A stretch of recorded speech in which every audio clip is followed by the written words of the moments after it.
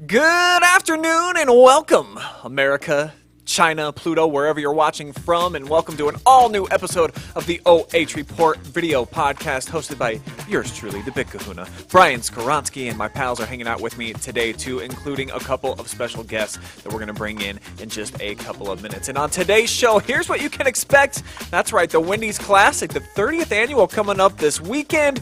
We have got the man with all the answers about what you can expect from that going to be joining us in just about 2 minutes. Also, the Cavaliers, are they in trouble after a Game 1 loss against the Knicks? Lucas Wickiser is going to join the program to talk to us about that. And then also the Ohio State Spring Game. The football players already back at it. He was out in Columbus on Saturday afternoon, taking that in with about 75,000 other friends. He's going to break down what he saw from the guys in the scarlet and gray on Saturday. The Mehock relays also went down. Lots of our local athletes on the track and field side of things did some big-time things. Hayden Gray, Travis Berardi are going to tell you all about that. And then I went on a little adventure, not that far, but just over one state into Michigan, and I'm going to share you some of the coolest things that I got to experience just this past weekend. But without further ado, let's bring in our two awesome OH reporters, Travis Berardi, Hayden Gray, and let's begin with a quick question for you, Hayden. I mean, you've got a pregnant wife at home now. This is the first baby for her, so I'm just curious, since it's still kind of early on in the pregnancy, how have things changed and shift already in your life? Are there weird cravings? Are there more nap times? Like, what's new in your life and your world right now? Watch what you say. Right, yeah. Not a ton of cravings or anything of the such. Yeah, the little halo oranges were a big thing. Still are a big thing, but yeah, it's a good thing to have on tap. Benefits me as well. But yeah, definitely tired. A lot of naps during the first trimester there. So I'm learning a lot. I'm learning a ton about it. So yeah, nothing monumental, but just definitely slowly but surely life changes a little bit. Now, do you find now that you're also participating in nap time with your wife, or does that give you a chance to kind of focus on some things that you want to do? I wish I could. I've never been a good nap taker. Yeah, same. I struggle to fall asleep at those times. It definitely would benefit me, but yeah, so I usually do try and do something that may be less interesting for the both of us during those times. Yeah, well, you're just 25, so I don't really know if you need naps just yet. You'll be fine. And Travis, I understand yesterday, basically, you were just watching your FanDuel account just kind of get dwindled away from the NBA, and a lot of sadness and misery? Well, Saturday and Sunday. Saturday because of a certain person, and I'm really going to rip on here when we get to the Cavs situation. Well, two guys, anyway. And then yesterday, Ja Morant got hurt. Yeah, messed that was tough. up. Giannis got hurt, messed that up. That was tough. And then you and I, hey, the Suns, they look pretty good in that second half. Russell Westbrook, you can do something, bud. It's just it's frustrating. But something that made me a little bit more happier this afternoon. The polls for baseball came out. This week's Week 3 polls are Hillsdale Falcons, number 8 in Division 4. Northmore, the Golden Knights, number 6 in D4. Tiffin Calvert, a team I will be seeing hopefully tomorrow, number 12. Colonel Crawford at number 11. Wow. Division 3, your number 1 team still in the state, the Fredericktown Freddies. The Fighting Cade Carpenters are in there. Division 3 runners-up, Edison at number 11 as well. Our friends from Highland in Division 2 are number 18. That's some of our baseball teams. But the big news, and I know Tim Nicewander is happy and fearing this at the same time, the Madison Lady Rams are the number 1 team in the first Division 2 coaches poll. Congratulations to the Lady Rams. Well-deserved. They've had a tough schedule, and they've gone through it flawlessly so far. So maybe this is the year ski for them. They've been right on the cusp of breaking through, getting to that Final Four, and then trying to make it to that championship game. So I think that Tim, he's been building a program around there. They know what it tastes like when they get deep into the tournament action. So the fact that they're number 1 now, I think obviously bodes well for them. Get that bullseye on your back right away. So when you get into the big games, you're not shy. You're just ready for everyone's best shot. And they're going to have some tests. I know West Holmes they have on their schedule, a couple more non-conference games as well. But yeah, happy for Coach Nicewander and his folks over there. They got a scrappy squad. They do indeed. I think so do we, Travis, and I'm happy for us. You want to know why? Why? Because for the first time in our history, coming up this weekend, we are going to be the exclusive video provider for the very prestigious Wendy's Softball Classic. We're very excited to be a part of that. Absolutely. And, a gentleman who's been a part of it for very many years is going to be jumping on with us right here and now. Please give a warm round of applause to the event coordinator. That's right, Mr. John Davis himself. Woo-wee! It's a little much, but we'll take it. Well, you should actually be umpiring a game tonight. I know that you were about to go on your way, I think down in Centerburg. So how are you going to spend your evening now that it's rained out? What are you going to do? My youngest son just sent me a text saying, "Dad, don't forget we have to do taxes tonight." Yeah. Oh, yeah. So that's how my evening will be. Yeah, big reminder to everybody out there, of course. Tax day, it's here. It's arrived. So we need to get that done. I just filed for an extension today, John. I don't want to have to deal with it tonight. So there's always that option. There is, but I might as well just get it out of the way and, Smart. Smart. Yeah, just rip the Band-Aid off right now. Well, 30 years of this Wendy's Classic. How long have you been involved with it? I was just thinking about that. I think I came on board somewhere around 2004, so this is probably my 20th Classic. It's probably my 16th or so as the president. So it's fun, although I will say that this is probably the most stressful and hectic week of the year for me, just because, as I let you know earlier, the forecast does not look good. Yeah, we're not going to look at that just yet, though, John. I am curious, though, just kind of looking at the outfit. You got the glasses and everything going on. Is it an actual requirement to look just like Dave Thomas if you indeed are going to be the president of the Wendy's? No, I'm just trying to, I know Travis has a certain expectation of me and my appearance, so I wanted to make sure that I lived up to it today. So, made sure I got the shirt and tie on. And hitting the mark? No. What do you think, Trav? I mean, this isn't Tuesdays with Berardi, but Mondays with Berardi. You're looking good, John. You're looking good. Well, I honestly though, this is my typical dress Monday through Thursday for my work. So. It works, man. It's very classic. And the Classic coming up this weekend, there's a lot of good teams in the field. There always are. You guys do a fantastic job of getting the best of the best. So for anybody who doesn't know, please explain to the folks out there who are watching how you actually select the field and which teams get invited. Well, first of all, we have our three local teams that are ones we have every year, which of course are Hillsdale, Ashland, and Loudonville. And then after that, what we do is we start an invitation process that starts with, basically in June, the 4 state champions. And then after that, we start working, I'll say away from that. So, we invite the 4 state champions, and then we'll start with the runners up. And then we also, now we've not had much luck with the out-of-state teams since 2020 and the COVID and all that fun stuff. But, so we do have 2 reigning state champions that will be in Ashland this weekend, and that's going to be Strasburg Franklin and Worcester Triway. And we also have some teams that are perennial state powers. We have Lebanon and Milford, and of course Hillsdale has actually made their program into one of those. Hannah's done a great job. Of course, that's a program that has been good for a number of years. And she's just carrying on the tradition over there with them. So that's the selection process.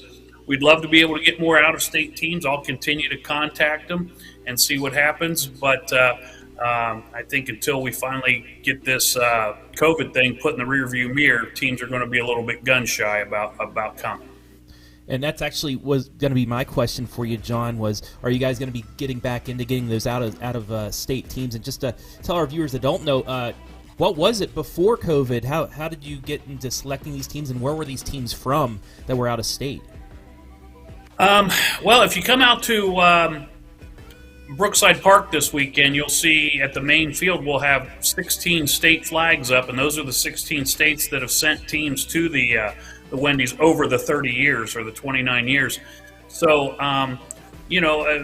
most of our luck comes from the surrounding states, Pennsylvania, Indiana, the state up north.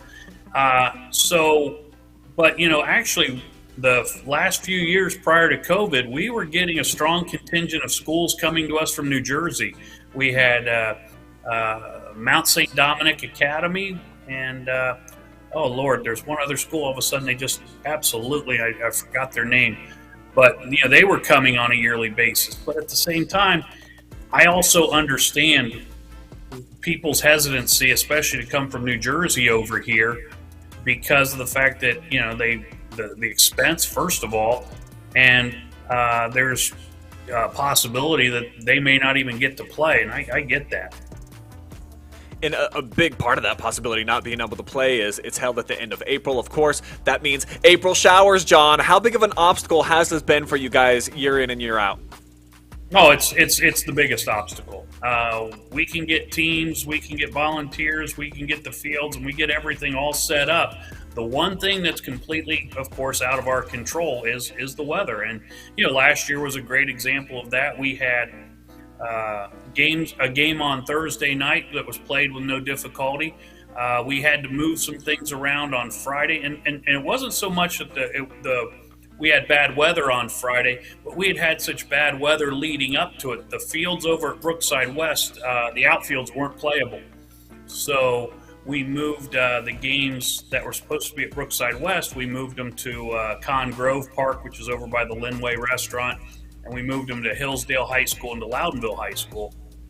Well, come Saturday morning, it rained again overnight, and by about 8:30, it was obvious we weren't going to be able to get fields ready so that we could play. So we had to cancel Saturday's games of the Wendy's last year, and that's, unfortunately, that's just a part of what we deal with. If it's an indoor type of a sport, it's not something you deal with, but it's what we've had to deal with over the years. I think we've had 3 years where we've had 0 games, one of which was the COVID year. And then there was, I think, 1996. There were no games played. And then we didn't play also in 2021 not 2021. I think it was 2019 and 2020 we didn't play. 2019 was because of rain all weekend. Well, let's assume that Mother Nature is going to cooperate. She wants to be our friend this weekend. John, preview this upcoming event for me and tell me about some of the exciting teams that are going to be on the list. And I know, obviously, there's a ton of individual talent. Some kids are going to be all Ohioans this year and already have been. Right. Well, of course, the mainstays that we have coming to us, Anthony Wayne out of the Toledo area. That's a team that, last I heard, is undefeated through this season. Last night I spoke with the Marlington coach over in the Alliance area, and he has one loss. I think they've played 15 games already. I was amazed by that. But he said, they went down to Tennessee for a week and played 6 games down there. And then last week, with the weather being so nice, they played 5 games last week too. So Marlington's looking very good. And Marlington is actually going to open the Wendy's on Thursday night at the main diamond against Strasburg Franklin, who is also, I believe, at this time undefeated. And they are defending State Division IV champs as well. So those are going to be some teams that we're really excited to see.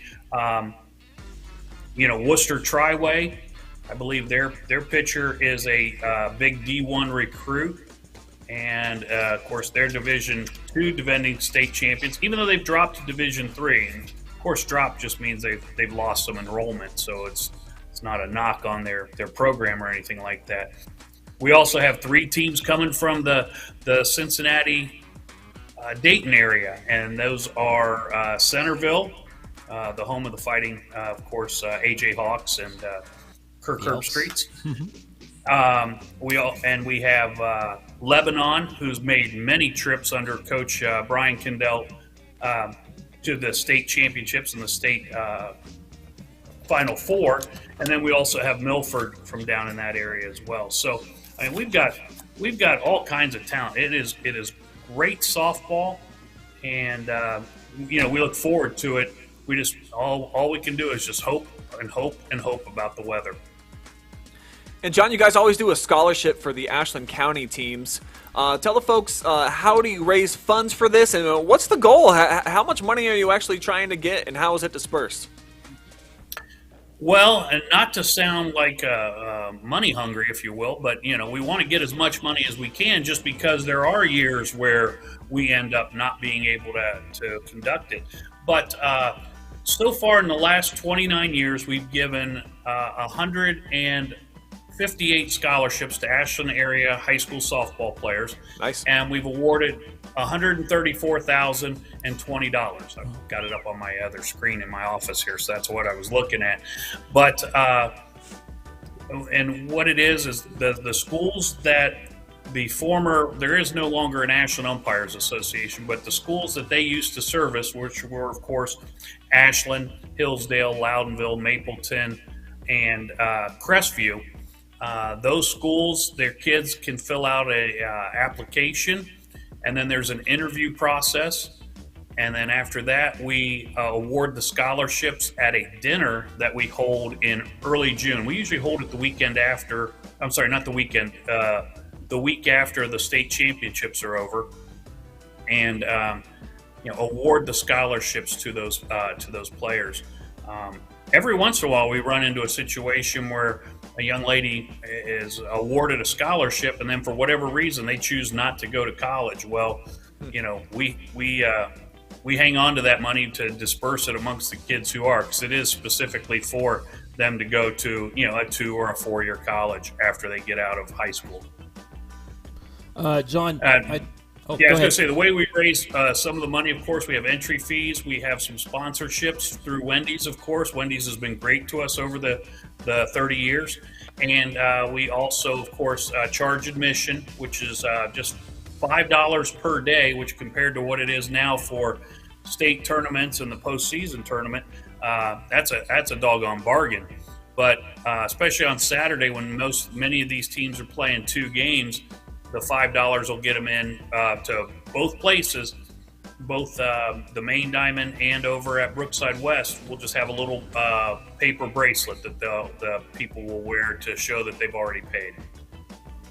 Now, John, I know there's 2 bracket pools of 8 teams, and then you have one yellow pool of 4 teams. How do you decide who plays where, who's in what bracket? Some of it revolves around logistics. When can the teams be here in Ashland? I try to schedule the teams that are going to be playing in each bracket, at the same time, so that a team doesn't necessarily get an advantage over another team that, their pitcher's more rested than another. So I also try to balance it out based on the school size as well. Don't get me wrong, we've run into some interesting ball games over the years. I think 2 years ago we had Little Division 4 Matthews, which is over in the Warren Steubenville area, and they beat the defending Division 1 state champions in Massillon Perry. So I mean, these things can happen. It was scheduled a lot to do with the fact that neither team could be here to play until I think 6 o'clock that night. But, like I said, sometimes these things happen. But those are the things that kind of go into play. I know most of the teams in the yellow pool are kind of your smaller teams, your Strasburg, Franklin, Danville, and Matthews. Those are all probably Division 4 teams, and I think Marlington's probably a D3, D2, or D3 team. So, there's a lot to do with the logistics of when can they be here. And then there's also, I try to match them up by size. The other part of it is the teams don't come here to the Spring Classic to play teams they're already scheduled to play. So the schools will tell me, okay, I'm already scheduled to play, Team A, Team B, and Team C. So I try to do everything I can to keep them out of playing those teams. Maybe I have to put them in one team in the top part of a bracket and the other team in the lower part of the bracket or something like that. So those are the things that we try to I try to keep in mind when I am putting the brackets and the schedules together. And I know, looking at the black pool, there's a couple interesting games. I know you have to have your showcase game with the area teams, a rematch last year's district final between Hillsdale and Loudonville. And then if you get a couple victories, you might be seeing a possible regional championship preview between Triway and Hillsdale, which I know people outside of the two schools are looking at being like, ooh, this could be one heck of a bracket final. But there's some intriguing matchups that could be coming and that are scheduled already. Yeah, that is one. And you know, our 8 o'clock game with Hillsdale and Loudonville this year, that's going to be our feature game, as we call it. And this year we're also going to call it the Sonia Bringman Memorial. Sonia was the I'm sorry, that was wrong. The late wife of one of our original board members, George Bringman, and she passed away just back in March. And this is our way of honoring her for not only what George did, because George did a lot for us, but Sonia was a huge supporter as well of the Wendy Spring Classic. And so we wanted to give recognition to her and the work that she did. And that's going to be our way to do it. That is going to be an outstanding ball game. Last year we saw I think it was Hillsdale and Ashland last year in the featured game, and that was one heck of a ball game. So yes, it was. I mean, that's the nice thing about the Spring Classic is you don't see a whole lot of blowouts. They happen from time to time. Last weekend's MVD tournament that we had some ugly ones. We had some good games, but we also had some ugly ones, and you're not going to see that as much in the Spring Classic, just because of the fact that we are bringing, teams don't want to get in the Wendy's to get their brains beat out, for lack of a better term. They expect to come here, compete, and be in tight ball games against good competition. Yeah, well, all three pools absolutely loaded, per usual, John. So you put together a great field, and I know that we're very excited to be a part of it. It all kicks off Thursday evening at Brookside Park in Ashland. We're going to be carrying, weather permitting, all 8 games on the main field, including championship Saturday with the semifinals, and then the championship matches, and then we'll have some highlights sprinkled in there as well. And looking forward to seeing you out there at the ballpark, John, and we'll probably bring you into a few broadcasts as well to just kind of get your take, your perspective on what the El Presidente's got going on that day. So really appreciate the time today and giving us all the information, and can't wait to see you later in the week. I'm looking forward to it. I don't know how many people say they want to spend their day or their Saturdays with Brian, but I definitely want to spend my Saturday with Brian Skowronski. My guy. Well, hey, ditto. I feel the same way, John. So we'll be seeing you Thursday, Friday, and Saturday. I'm sure by the end of the weekend we'll be having a different perspective, and maybe we'll need a little time apart. You're probably right, Brian. But nevertheless, let's just hope for the best. Let's get it together, buddy. All right, John Davis, president of the Wendy's Classic. Thanks, guys. Thanks, Thank John. you.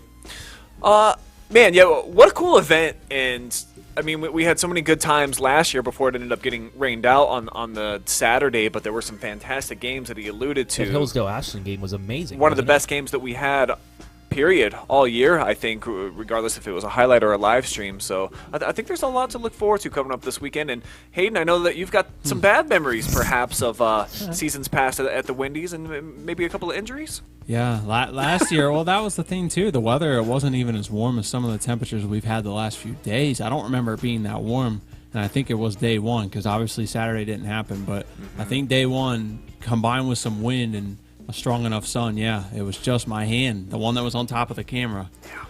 So sunscreen, whether it's warm, whether it's chance of rain, I'm wearing sunscreen this year. You live in no matter what. Good idea. No matter what. Any one game that you've seen on the schedule so far, Travis, in the first round that you're pretty excited about? Obviously, Loudondale Hillsdale, that's great because they met in the tournament to go to regionals last year. Any other games? Actually, our first game that we're going to broadcast on Thursday night, 6 o'clock, Strasburg-Franklin, the number 1 team right now in the coaches poll in D4. Marlington, the number 10 team in Division 2 in the poll. Wow. So we're going to kick it off with 2 state-ranked squads going against each other. And, yeah, I think that's going to be a really good game. Just kick everything off. Yeah, so please, out there, do your reverse rain dances over the next couple of days and just make sure that we're able to get in the entire event, because that's what's so great about it is there's all these fantastic teams in it, some tough first-round matchups, but as you get into the tournament, to the semifinals and then the championships, it could get some really cool head-to-heads. So we're grateful to be a part of it and looking forward to it. All right, guys. Saturday night, we all watched. Something I'm not looking forward and, to right we now. saw the Cavaliers. They dropped Game 1 in their opening round series against the New York Knicks, where they really only held the lead for a couple of minutes in a 101-97 loss. And you can read all about it right now on our website. Go to OH.Report if you want to get the thoughts of the gentleman who's going to be joining us right now. Our Cavs beat reporter, Lucas Wickiser, is joining us. And Lucas, I got to tell you, man, I've been saying your name wrong for, I think, a couple of years now, and you just corrected me today. Why'd you wait so long, buddy?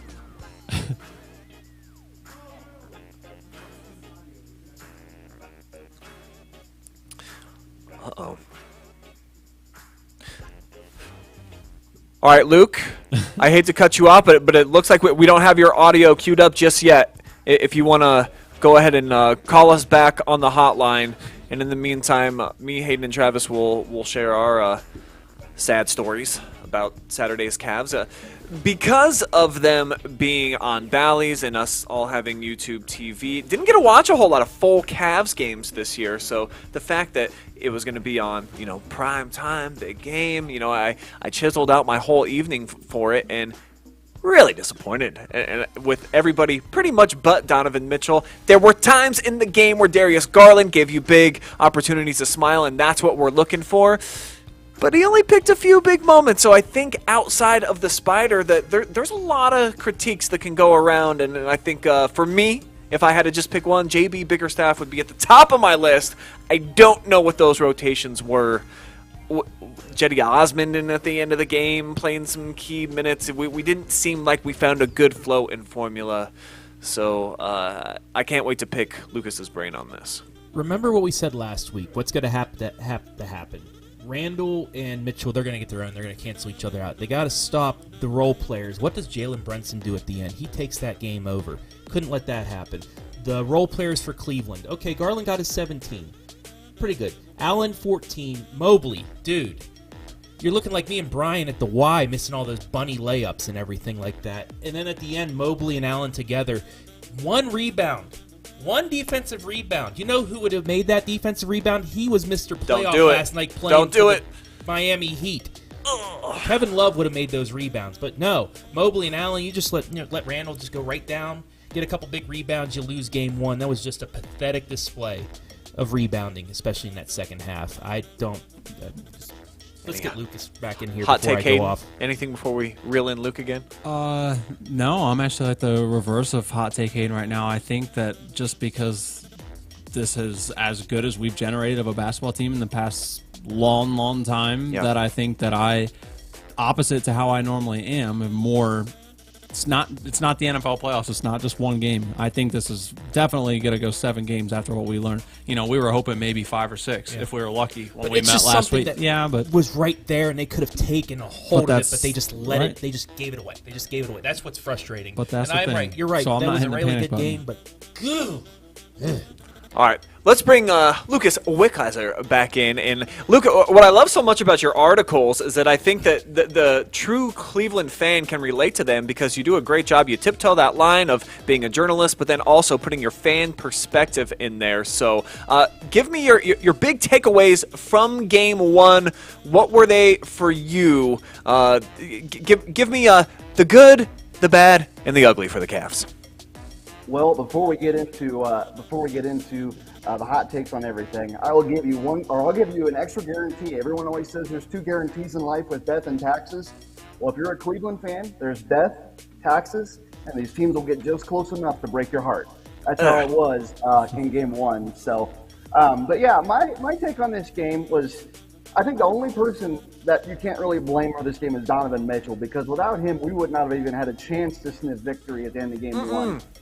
I mean, he went off for 38 points, and I'm telling you, if we would have got one of those rebounds at the very end of the game, he would have hit a game winner, and we would have won that first game and grabbed a 1-0 series lead. But between Donovan Mitchell doing great things and between the defense kind of being spotty and the lack of rebounds, that's pretty much just how the game went. It just seemed like New York had more hustle, more energy, more heart, which that does make me a little nervous because those are things you can't coach. I mean, you can coach defensive sets, offensive sets. You can coach all those things.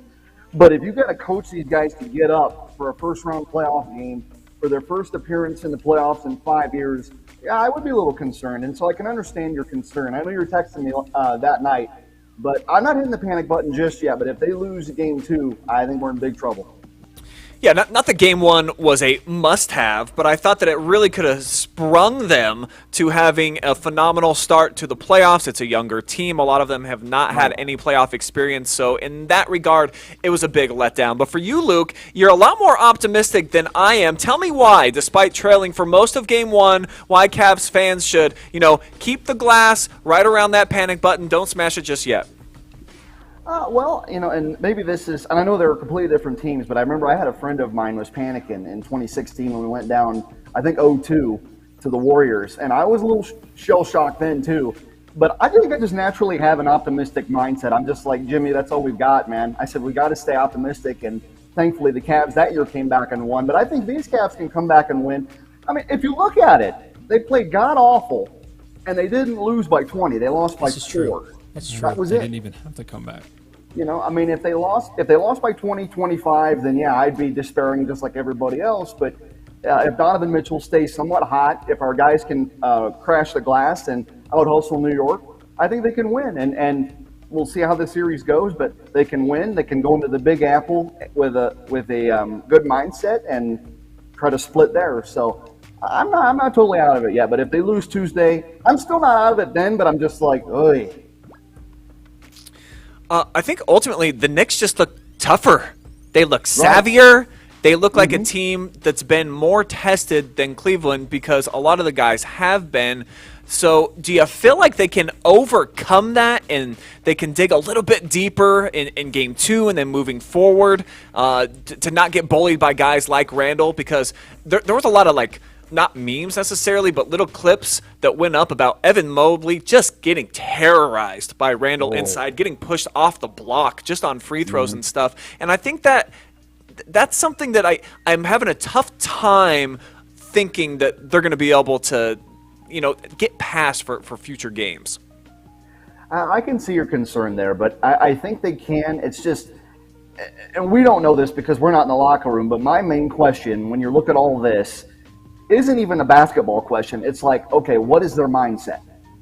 I'm sure it was a wake-up call for them. They got punched in the mouth a little bit, and they got welcomed to the playoffs. And what's their mindset? Is it a deer in the headlights kind of mindset? Because if that's the case, they're screwed. But if it's like, okay, bad game, toss it in the trash, take what you can from it, and move forward. But we don't know what the mindset is. I'd have to go check to see what what Coach Bickerstaff's saying about his team. But other than that, I don't really know what the mindset is on this team.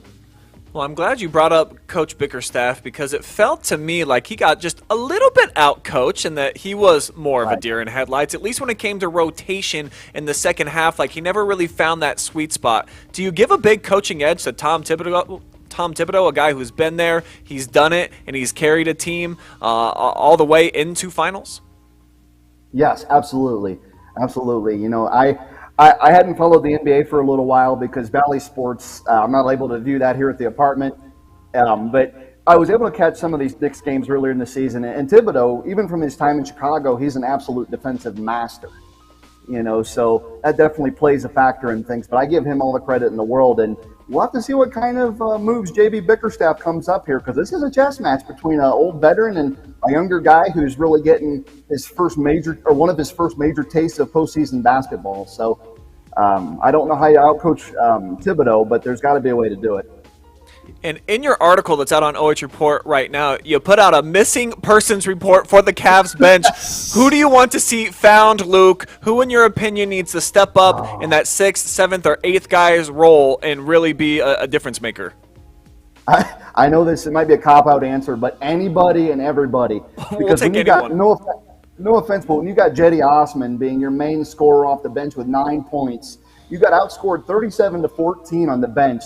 I mean, it's just pitiful. I'm sorry. I'm a Cavs fan. I love these guys, but come on. I think your bare minimum you need to score on the bench for your entire team is at least 25 to 30, and if you're having a great night, maybe 40. Wade and LeVert both minus 14 when they were on the court, and then Rubio, -9. Jetty, +1. That's your 4 bench players right there. Terrible. Oh, my. Yeah, Terrible. that's awful. Terrible. And Travis, I don't know if you feel the same way, but the way I'm thinking, even when we had LeBron, Kyrie, and Kevin, is it just me, or did we have a bench weakness back then, too? We have always seemed to have an awful bench. Yeah, that's true. It's That is just been true. bad for years. Now, for somebody like Mobley, can this be a wake-up call for him? Maybe an answer. Everybody's, can he recover and have a better game, too? Do you think he's going to be able to bounce back? I think so, but again, going back to what we were saying about how the Cavs overcome what's been going on, it's a mindset thing because, and I was talking to some of the people that responded to my article or my post on the Facebook page that for all but Mitchell and I think somebody else is on the team that's had playoff. Mitchell and Osman are probably the only ones that have been in a playoff game of any kind. But yeah, I think if Mobley can have a better mindset coming into game 2, that might be his best way of shaking it, because I think it got to the point too with him where he had so many open looks where his eyes almost got too big and he screwed up. He had chances to hit some of these high percentage shots, and I think it was just a mental lapse for him. It's looking like us 3 trying to practice with the Golden Knights can't make anything at the bucket. I don't know what like Travis us is out there. talking about. Yeah, I was well above 50% that day, Sure, so sure you I were. was nailing my drills. But also, it looked like the Knicks gave us their best shot, and it took a bad performance by a couple of our players for them to actually pull it out. So is that something that, Right. a silver lining right there, that the Knicks gave us our best shot and only still beat us by a few points? Yes, I would say absolutely. And this is not meant to be any disrespect to the Knicks here. They did Go great. ahead, They disrespect deserve the to Knicks. win. Everybody does it. Well, I won't disrespect the Knicks. But I'll tell you one guy I will disrespect is Stephen A. Smith. Thank you. I That was my can't next stand that guy. He needs to shut it. That But- also but aggravated anyway. me on Saturday night. Him just being all smug afterwards in his orange stinking suit. Oh, well, and then the other thing, too, and no disrespect to this guy either, but every single time the Knicks hit any bucket, it seemed like they were panning back to Spike Lee. I mean, There was can you another give us guy break with a here? bad haircut on the floor that was in a Robinson green jersey that was just going nuts too and kind of annoyed me. But yeah. But You gotta anyway, give going Spike back Lee to your, credit, though. I do. He's definitely looking good. But anyway, I think for the Cavs though, I think they can shake that, and I think the fact that the Knicks only won by 4 is a huge silver lining for Cleveland. And I don't want to disrespect the Knicks, but like I was telling Brian, I said if Cleveland plays not even to the top of their potential, but if they get like half of those rebounds that they missed or make half of those shots, I'm just going to put it bluntly, they will blow the doors off these guys. I think Cleveland has that kind of talent. But again, it goes back to the mindset. What kind of mindset do these guys have? I don't know. I haven't heard anything out of Independence, Ohio since the loss in Game 1. All right, let's go around the horn here. Luke, we'll let you go first. Give me a Game 2 predictor. How's it going to play out, and roughly what's going to be the final score? Well, I say Donovan Mitchell stays hot. I don't know if he scores 38, which makes me a little nervous because he went off. But I think he'll score 30-plus. I think Mobley finally figures something out. He might score, I forget how many points he had the first game, but he might score 15 or so. And Jared Allen could score another 15. And I like I said, I'm just worried about our bench.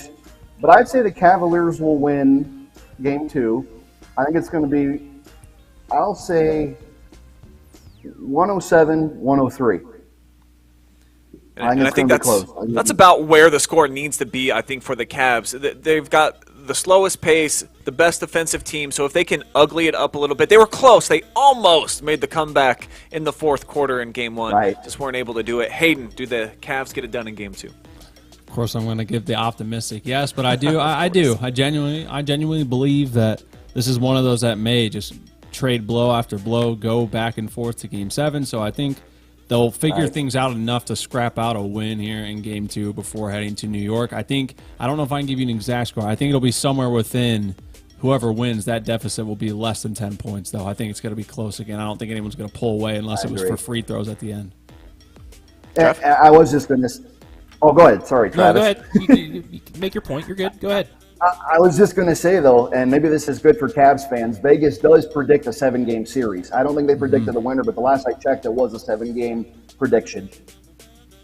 I think the Cavs, it's going to be 5 or 6 points. They're going to play a lot better, but I think Brunson's not going to get into foul trouble. So he put up 27, even though he sat most of that first half. So I think he's going to get his 6 in the first half? Yeah. And then just came even with him playing a full 4 quarters, the Cavs play better. If Mobley actually plays like an NBA player and Allen gets some rebounds late, I think the Cavs can still pull it out by 5 or 6 points. Mm-hmm.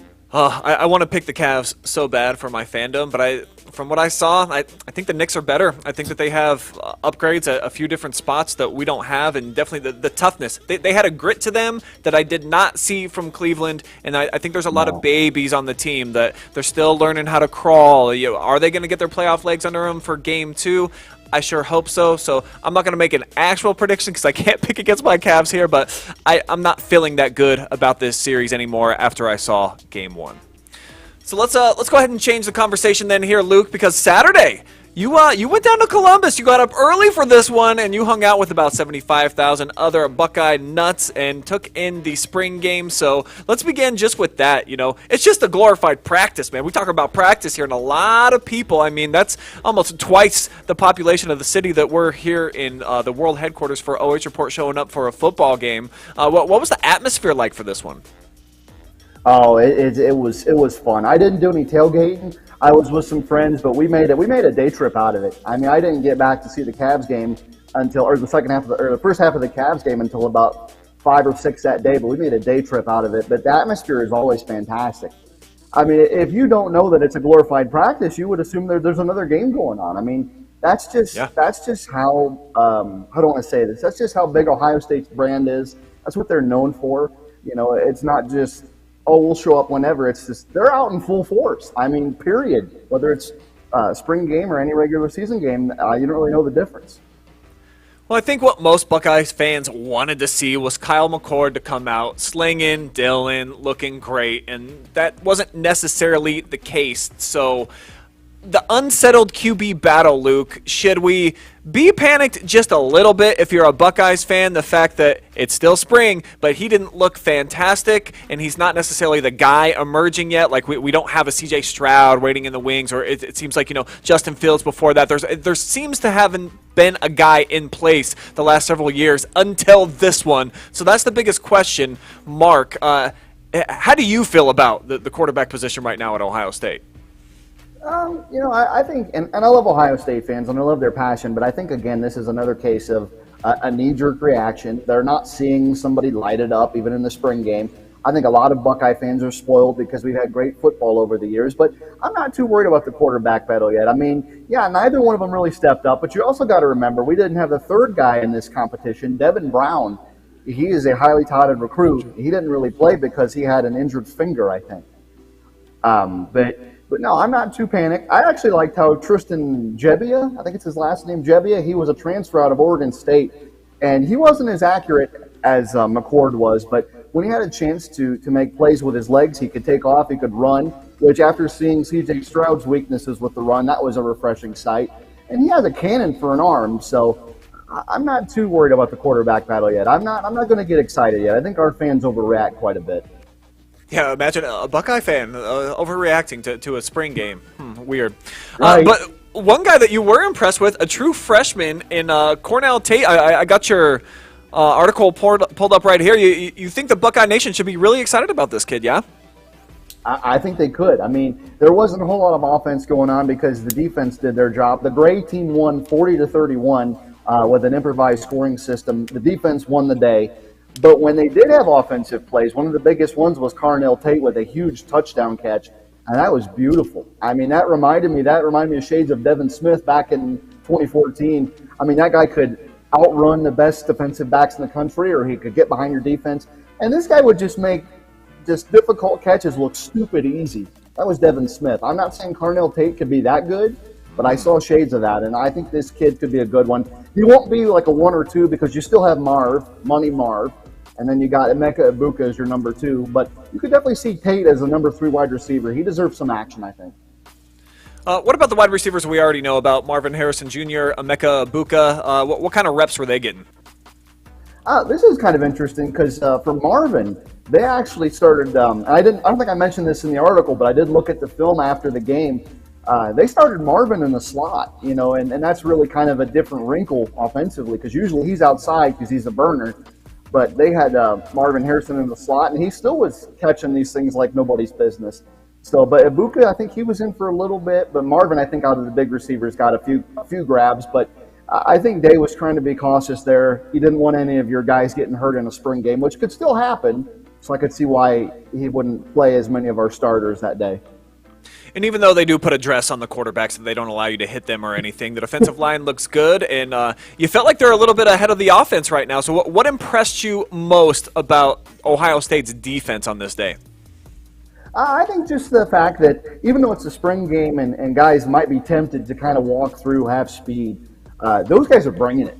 I mean, that's the one thing about a Jim Knowles coached Buckeye defense. Those guys, no matter what goes on, they bring the energy, and that's what we needed to see there. And also, if you consider this, and I'm not taking any credit away from the defense, the Buckeyes need to replace 3 offensive linemen who are going to be probably drafted in the high rounds very soon.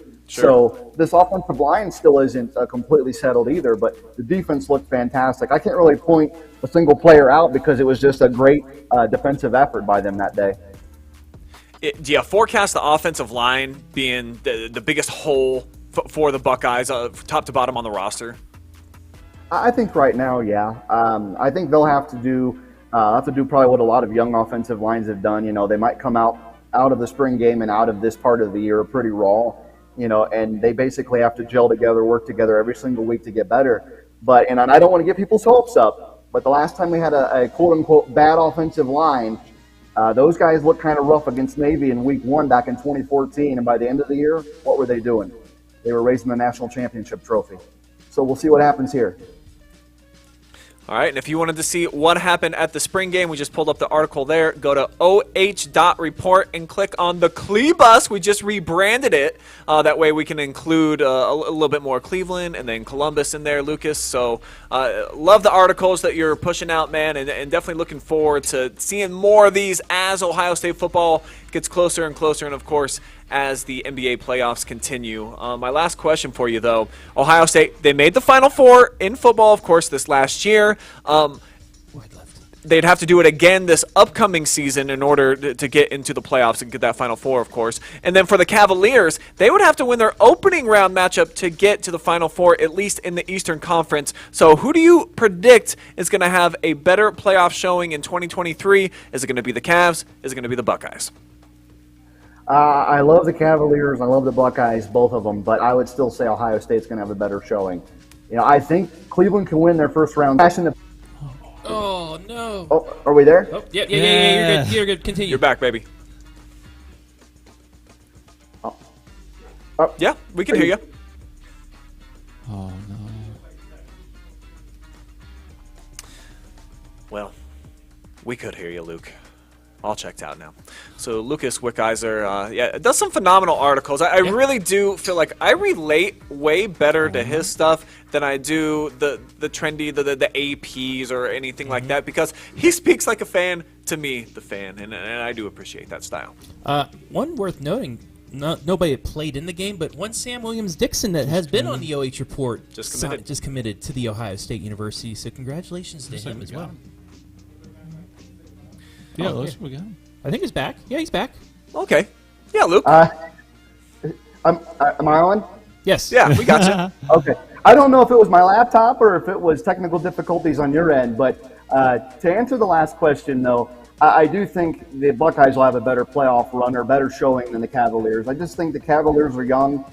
They're still learning how, like you said, to win games and handle the atmosphere, but Ohio State, I think, is definitely going to have a better run here. I think that's just the standard automatically for the Buckeyes is you got to compete for the playoffs and national championship every year. And so they're having guys that are brand new and totally green, still brought along really fast by veterans. But Ohio State, I think, will have a better run this year. Always a pretty safe pick to go with Ohio State football, Luke. So right. Well done, sir. Buckeyes open up at home on September 2nd against Indiana.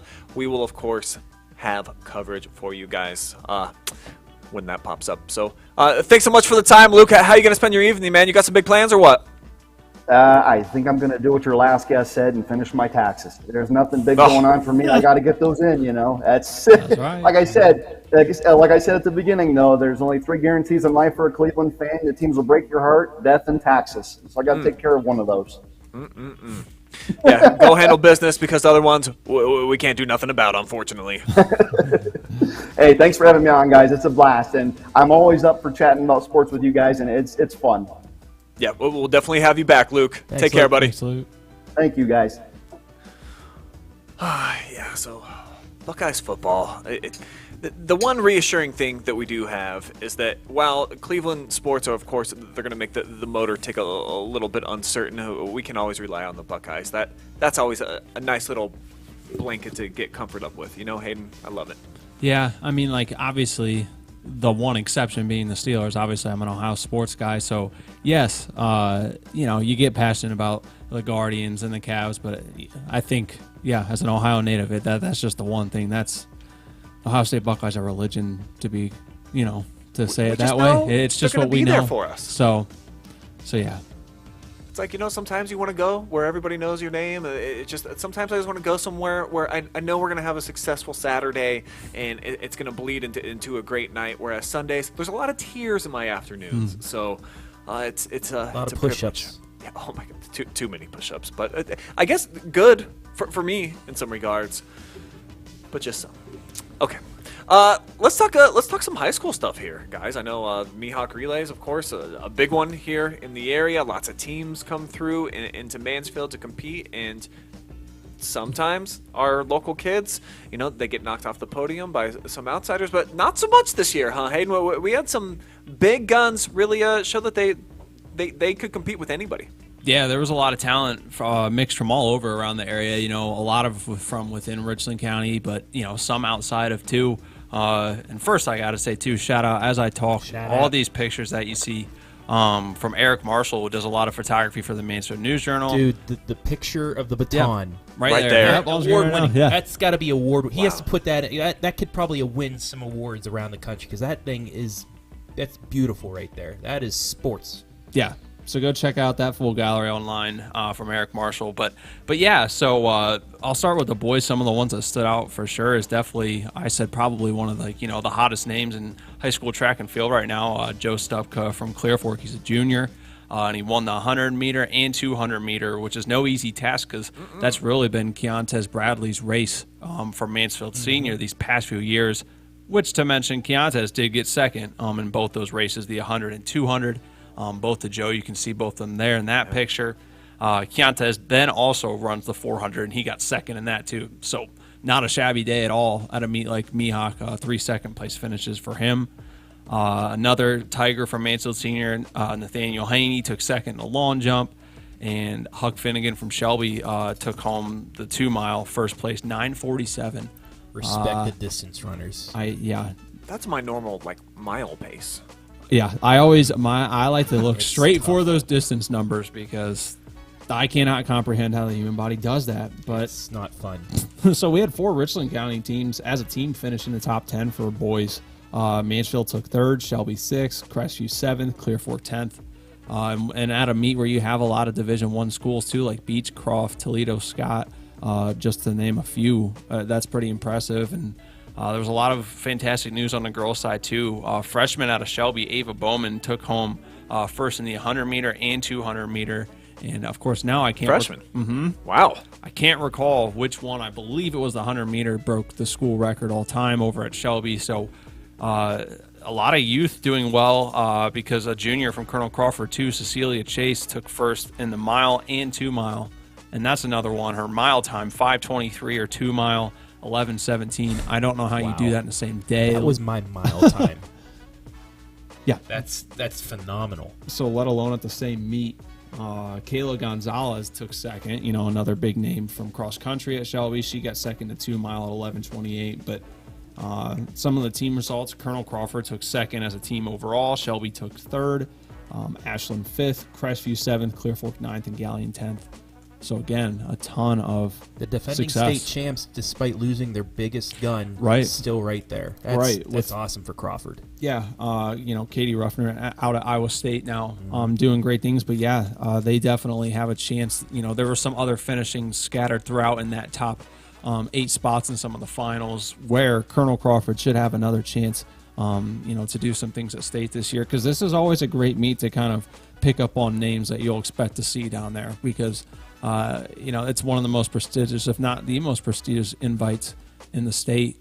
As far as how long it's been running too in competition, teams from out of state come in. I think there's 27 teams on the boys side, probably similar on the girls. So there's a lot of good things going on in local track and field right now. And that's picked up from the last couple of years, too. I know COVID knocked down the numbers for Mehock, but to see 27, 28 teams back there from Divisions 1 through 4 and then Michigan and other sides, it's just great to see Mehock back to where it was before COVID. What I think is really neat is that it wasn't just local guys dominating in one event or a couple events. It's kind of the whole gamut. It's the long distance. It's the sprints, where usually it is the bigger schools. So they'll have the sprinters. I guess Mansfield Senior is D2, but like a Keontae Bradley would typically win. So to see Stupka be the fastest in the entire mix, that's pretty impressive stuff. It's surrounded by a couple of Tigers right there. Yeah, and everything about his kind of story here these last few years, new to Clear Fork this year, was at Madison his freshman and sophomore year. His father was the head coach at Madison for football, was an assistant coach for Clear Fork these past few years. So there was a really neat story that, of course, our friend Jake Furr did about when he competed at the Madison invite, which is another big invite, how that was kind of funny. But, yeah, I mean, he's taking down some dogs. These aren't just small competitions within the own conference. He's taking down some of the area's best, and it's really exciting. I think we should ask our third interviewee, Cheeseburger, what he thinks. Cheeseburger. I think he's good. He's got a mouthful. He can't seem to spit anything out. Not really understanding, but happy to have him hanging out with us here.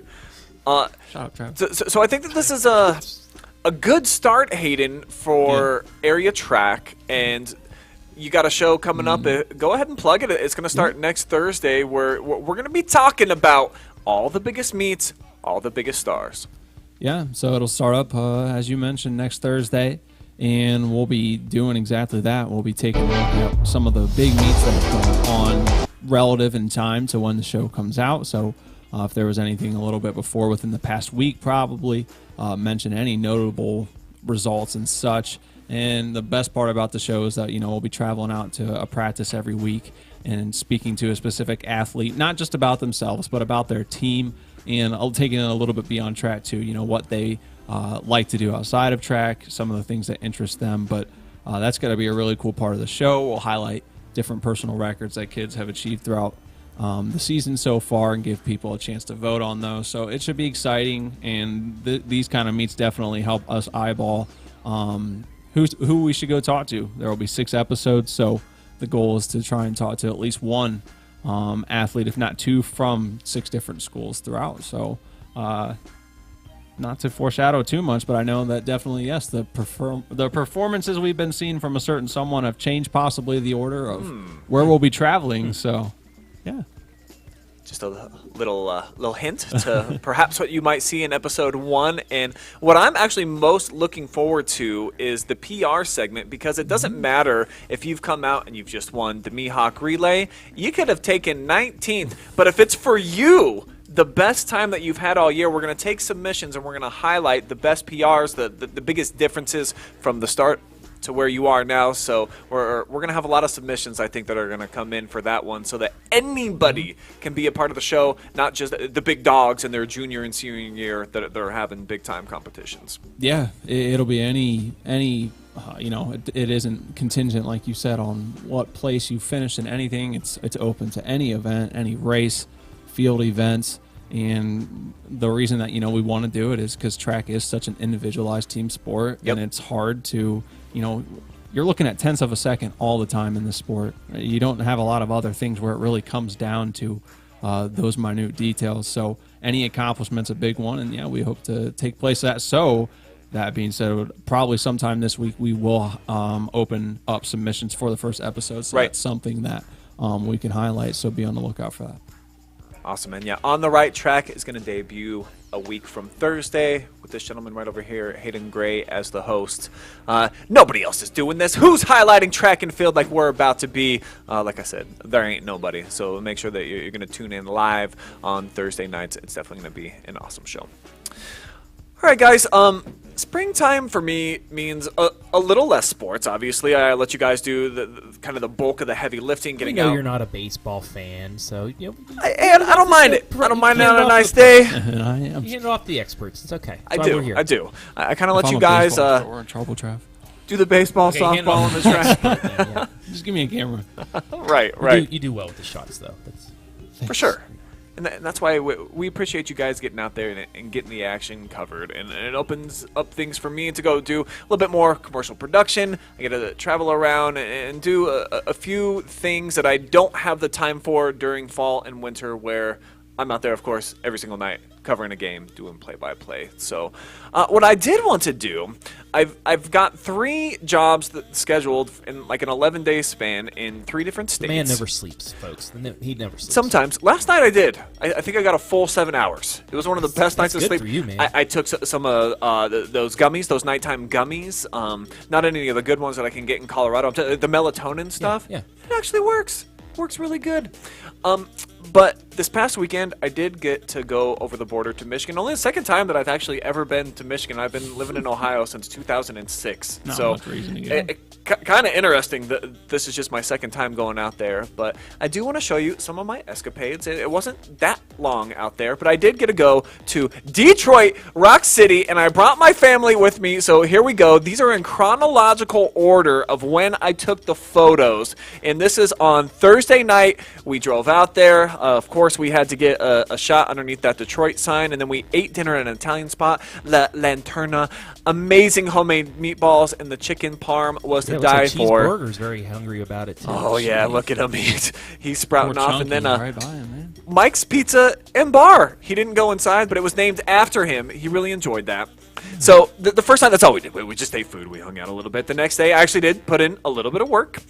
So shot a new facility. But then the following day, that's right, Chunky, his birthday, 8 years old. That's the birthday boy hanging out in front of the apartments that we stayed at. So shout out City Club for taking good care of us. And then this was the highlight of the entire trip. We went to Legoland out in Auburn Hills. Where everything is awesome. It felt that way to me. We actually did a 4D movie experience featuring the guys from the Lego movie, and it squirts the water on you. It's got the wind blowing in the hair and everything. I think that probably was the highlight of the entire thing, except for they had a miniature city of Detroit, which you see me and Michael sitting in front of right there. And that's right, I put OH.Report up on the wall for everyone to see. And I saw one of the workers actually took it down like 10 minutes later. But it was up there just for a little while.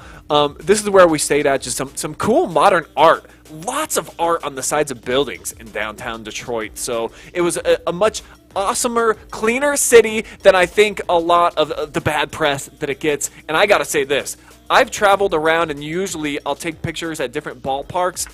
Comerica Park so far is the coolest baseball stadium that I have seen from start to finish. Oh boy. So cool. I will say okay because you've never been inside PNC Park. No. Which that's why, that would be probably like the second coolest park in terms of the atmosphere outside. You have to take a view inside though to get the full thing. So I'll give it to you. It's just too bad they don't have the product on the field. There was nobody inside. And this actually, I gotta give a 2 thumbs down to Tigers fans.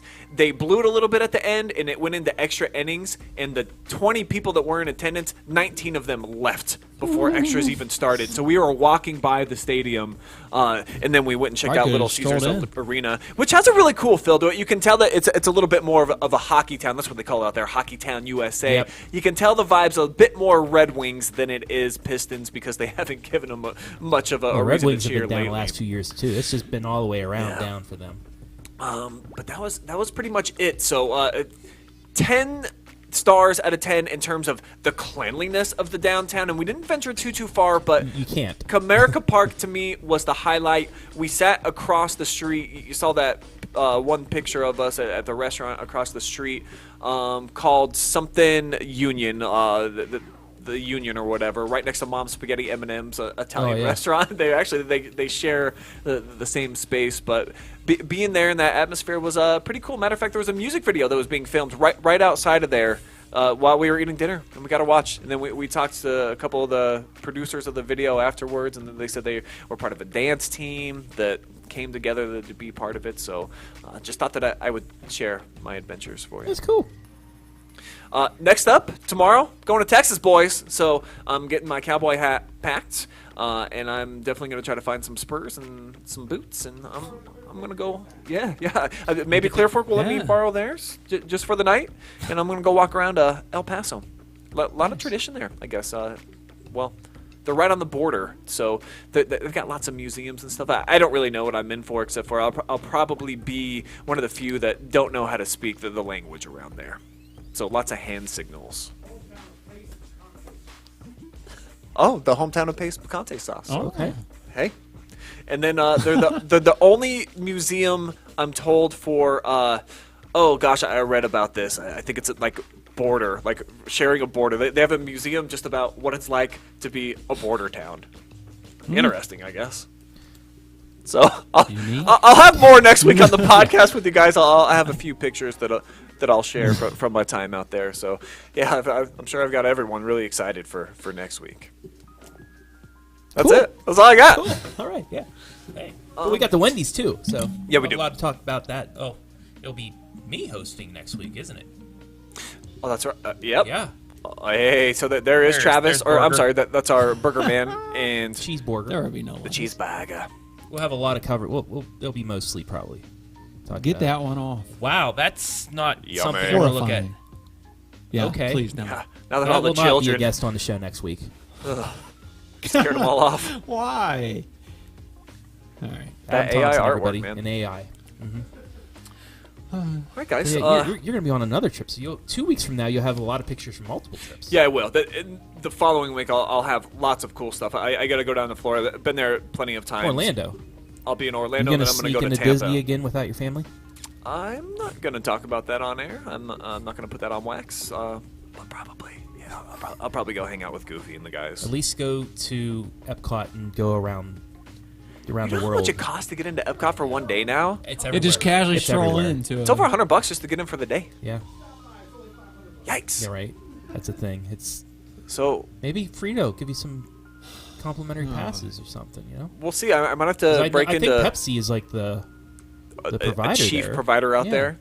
Let me see what I can swindle, and if not, MJ just had his birthday, so his piggy bank's probably full of dollar bills, and he wouldn't mind donating that to me, getting out to Disney World, right? Probably not. Nope. Anyways, he's got a soccer game. If they're still playing, I'm gonna have to find out. It's supposed to be playing at 5:30. So Soccer players play in the snow. Snow. What? I don't know. I'm not. No. It is snowing out there, isn't it? Ohio. Oh my it's God. Ohio. It's Ohio. It's just terrible. All right.